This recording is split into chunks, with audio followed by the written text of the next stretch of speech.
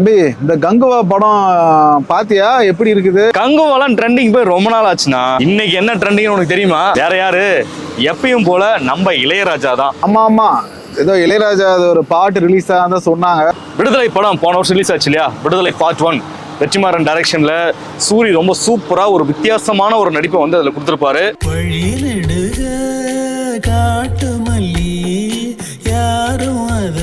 அது கூடயே வந்து மிக சிறப்பு தோற்றத்துல விஜய் சேதுபதி மாசா வந்து நடிச்சிருப்பாரு. அதை தாண்டி விடுதலை படத்துடைய 2வது பாகம் இந்த வருஷம், அதாவது அடுத்த மாசம் டிசம்பர் 20ஆம் தேதி ரிலீஸ் ஆக போகுது.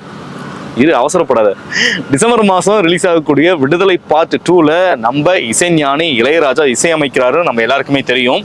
ஆனால் அதை தாண்டி அவரே பாடலுக்கு வரிகளும் எழுதி அந்த பாட்டை பாடியும் இருக்காரு.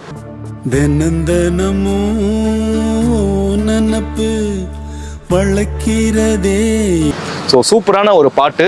தினம் தினம் ஊன் நினப்பு அப்படின்ற பாடல் தான் இப்போ எல்லா இடத்துலையுமே ரொம்ப சூப்பராக ட்ரெண்ட் ஆகிட்டு இருக்கு. இளையராஜா அவர்கள் இசையமைச்சாலே அது ட்ரெண்ட் ஆகும். ஆனால் அதையும் தாண்டி அவரே பாடல் வரிகளையும் எழுதி பாட்டும் பாடியிருக்கிறதுனால இந்த பாடல் வேற லெவலில் ஹைப்பை வந்து கிரியேட் பண்ணியிருக்கு.